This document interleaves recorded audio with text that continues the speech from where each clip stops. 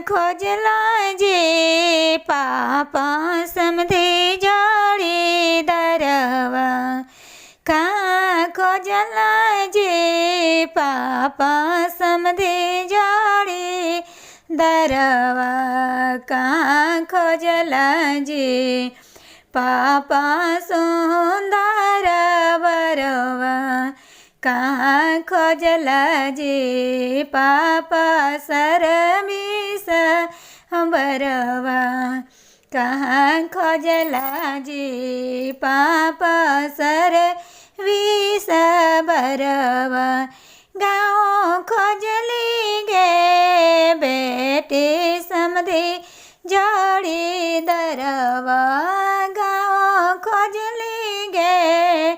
बेटे समधे जाड़ी दरवा नौकरिया खोजली गे बेटे तोहर जागे बरवा सर्विसिए खोजली गे बेटे सुंदर बरवा सर्विसिए खोजली गे बेटे तोहर जागे बरवा समाधि जमागत पापा 9 लाख रुपयवा समाधि जमागत पापा 9 लाख रुपयवा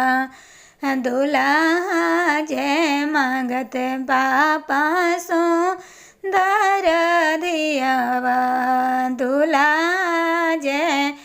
मांगत पापा सुंदर दियावा हंस के देवई गे बेटी 9 लाख रुपयवा हंस के देवई गे बेटी 9 लाख रुपयवा भी हंस के देवई गे बेटी सुंदर दियवा भी हंस के देवई गे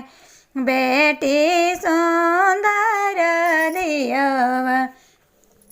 कहाँ खोजला जी भैया खोजला जी भैया घरवा दुअरवा कहाँ खोजला जी भैया घरवा दुअरवा कहाँ में खोजला जी भैया पढ़ल बरवा कहाँ में खोजला जी भैया सरविस बरवा